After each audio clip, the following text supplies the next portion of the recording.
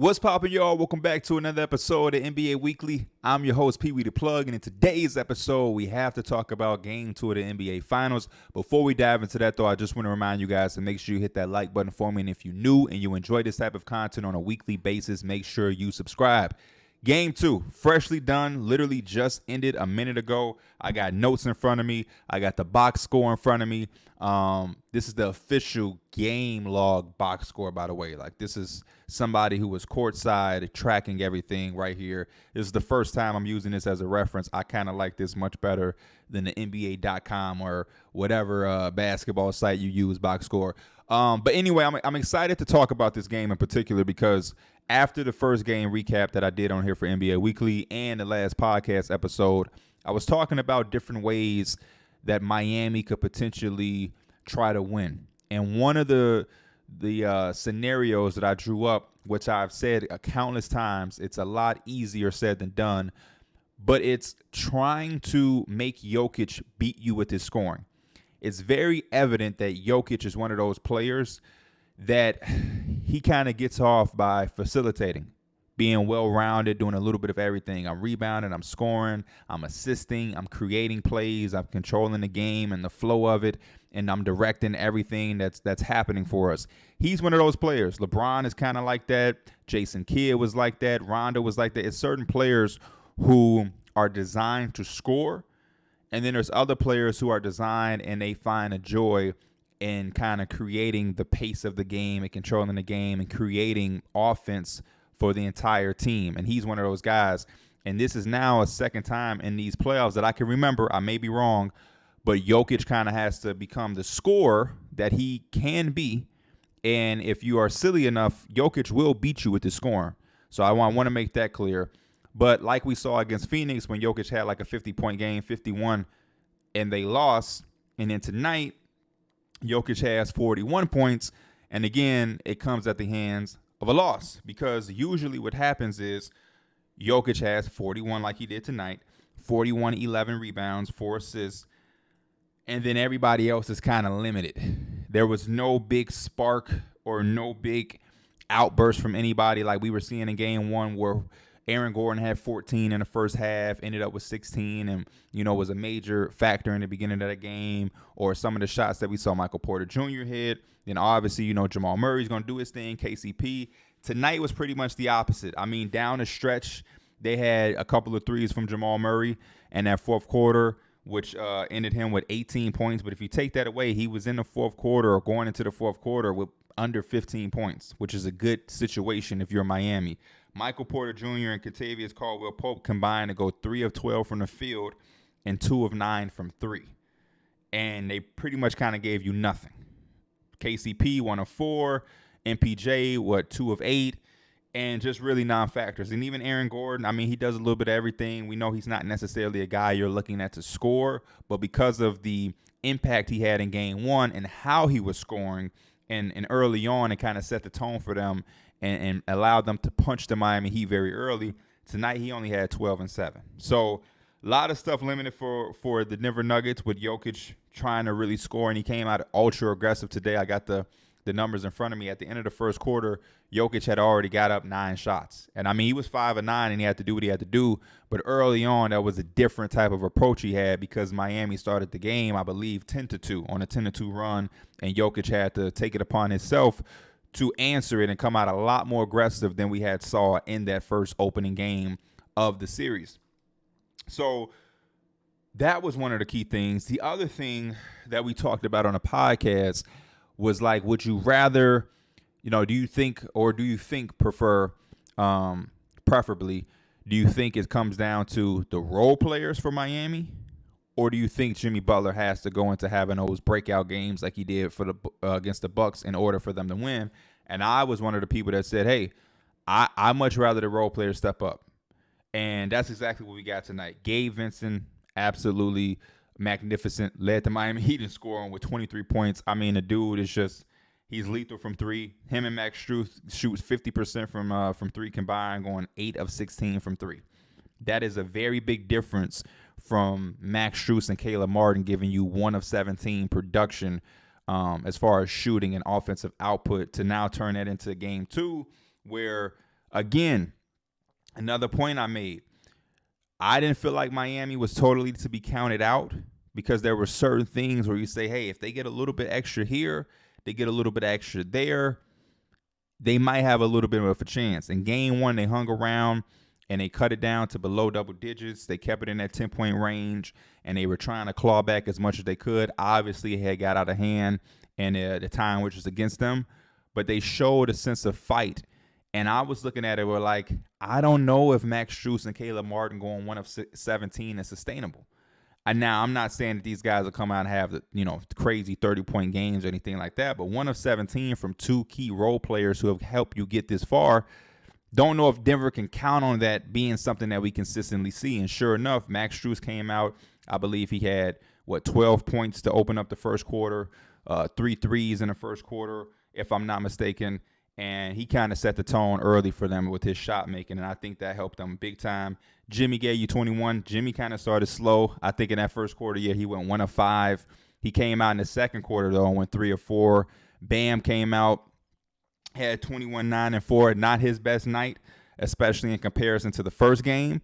2 of 5 for him to start off. And I was looking at both of them in the first half where it was like, Bam was 3 of 8 in the first half, and Jimmy was, 1 of 5 after that first quarter, and it was like, they're going to need one of these guys, probably both, to step up, and they were able to in the second half, especially Jimmy. He had some timely shots for them in that fourth quarter down the stretch when Jamal Murray was trying to cook and heat up. But the role players, man, Another big point I had to make after game one was the possibility of Kevin Love returning to the starting lineup.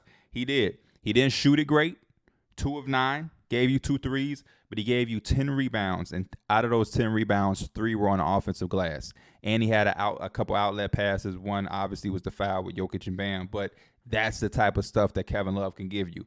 He's not going to be anybody that's going to be, crazy where, we're not expecting Kevin Love to give you 30.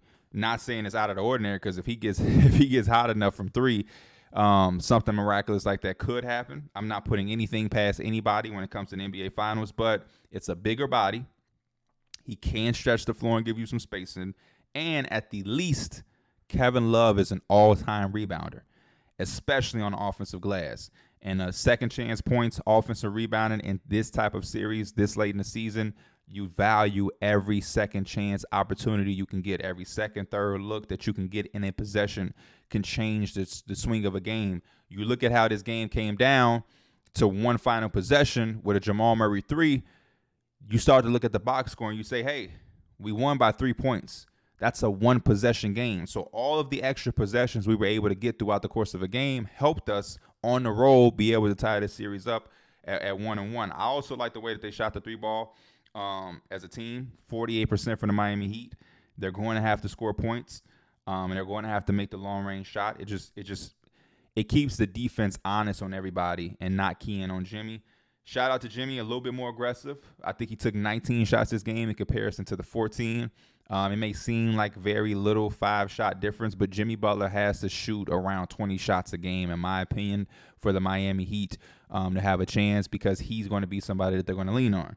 And, when he's aggressive and these guys are making their perimeter shots, everything is flowing. Jimmy didn't have his best shooting or offensive night, but he was still able to give you 21. And importantly enough, he gave you 9 assists, because when Jimmy Butler has the ball, the defense is going to key in on him. And the more they key in on him, because they're afraid of him having one of those outbursts like he did against Milwaukee, the more opportunities open up for Max Strus, a Gabe Vincent, a Kevin Love, a Caleb Martin, who had a very, very big 3 in a corner in the fourth that gave them the 12-point lead, which to me was kind of the dagger where I was like, okay, this might be over. But yeah, Jimmy Butler is able to create because they have the key in on him. Even when he's not having his best offensive nights or his highest scoring nights, the Denver Nuggets are obviously going to give their best looks or their full attention to Jimmy Butler. Bam, again, like I said, 21-9. A much better second half, and defensively, you're going to see the value of Bam throughout the rest of the series. Like, Bam is just one of those guys where you have to love him. Like, I can't imagine that there's anybody who watches basketball that isn't a fan of Bam Adebayo. And the block he had on Jamal Murray's floater, and the fact that he went and got it at the apex was was magnificent. It was crazy. I was like, damn. And in a real time, it looked like it potentially could have been a goaltender, but then you see the replay and it's like, whoa, that's a big time play. Especially again, when you look 111, 108, one possession game, every play matters. And that's a game changing play. And that's why a guy like Bam doesn't have to always have a 30-point game or anything like that. He gives you 21, 9, 4, and he gave you a couple blocks. And one of those blocks was very, very big. Duncan Robinson was a big factor for them off the bench as well. 10 points, gave you 2 threes, and he gave you an and one. He had a dunk, I believe. Duncan Robinson was playing a little bit different, playing a little bit freely, putting the ball in the ground. I was impressed with what I seen from him. 26 bench points for both sides. Very, very key. Miami, 8 offensive rebounds, 11 turnovers. They win the turnover war, which I think is always something big. And they came out. I want to look at my notes really, really quick. One of these teams, and I don't know if it was Miami, but one of these teams came out and they protected the ball very, very good to start the game. And they got to the point where I look up and I'm like, damn, how did they get all of those turnovers so fast? And I think, if I'm not mistaken, it was Denver. So, yes, the Heat came out with 4 turnovers. Denver had 1. And then in that second quarter, Denver kind of just, I don't know. No, I'm sorry. Miami had 4 turnovers in that second quarter. And that second quarter is where I kind of felt like Denver was starting to regain that control that we saw early on out of the gate in game 1. And I was very, very happy with their bench. Christian Braun, Bruce Brown, and Jeff Green. They came off that bench and gave them 20 points and a lot of good production. And the momentum swung and it went into Denver's favor. And they went into halftime with the 7-point lead, 58-51. And it felt like they had got control of the game in that second quarter.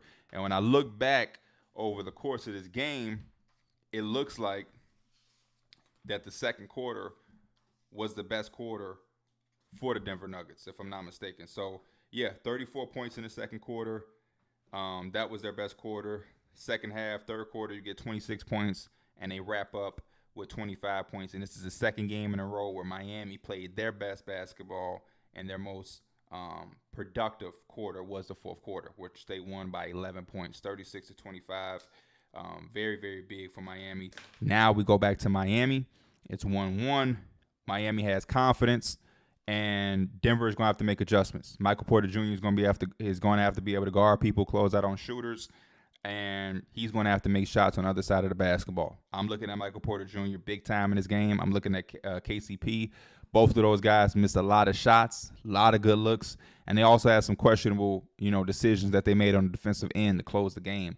That was a Bam Adebayo dunk where I just didn't understand why Michael Porter Jr. even went for it and allowed himself to give up an and one. There was a couple of perimeter fouls that KCP had, one particularly in the fourth quarter on Kyle Lowry, that it just didn't make any sense. And when you look back at this game and the importance of it for the series to have control of home court advantage and to lose by one possession, you look at those type of plays where you foul a three-point shooter, when you foul a guy who already has a bucket secured. Those are very, very in the moment bonehead plays, but they add up down the stretch to where you now in film or you're looking at the box score and it's like, damn, one less play, one extra possession, one extra shot made, and this is overtime or a win for us. And that, I think, is going to eat Denver up, especially if they're not able to go into Miami and retake home court advantage. They're going to have to go to Miami with the same sense of urgency that they had in game 1. I think they came in with their guard down a little bit because they did overpower Miami, and it looked like, man, Miami probably will not have an answer, just the way that they kind of punked them and all of the points in the paint. The fact that they shot so horrible from the three in the first game didn't even matter. Everything was under control. Jokic had his 9th triple-double. It looked like that type of series was on its way, and it had a lot of people saying, man, Miami might be out for the count or they might be too strong to overpower. I still have Denver winning this, but I do know when you give the Miami Heat any type of more confidence early in the series, it's a tough team to take that confidence away from, and Denver is going to have to make some shots. It's 2 games now where shots didn't fall, and this particular game, it came back to beat them a little bit. So I don't know what adjustments they can make right now. I got to watch the film again, but off of my first reaction from game 2, I got to tip my hat up to Bam, and I got to give the game ball, I would say, to probably Gabe Vincent and Max Strus got to get the game ball for me. They have to. I think Max Strus set the tone early, like I said, with the shots and the threes he was making. But I think throughout the course of the entire game, Gabe Vincent made timely threes.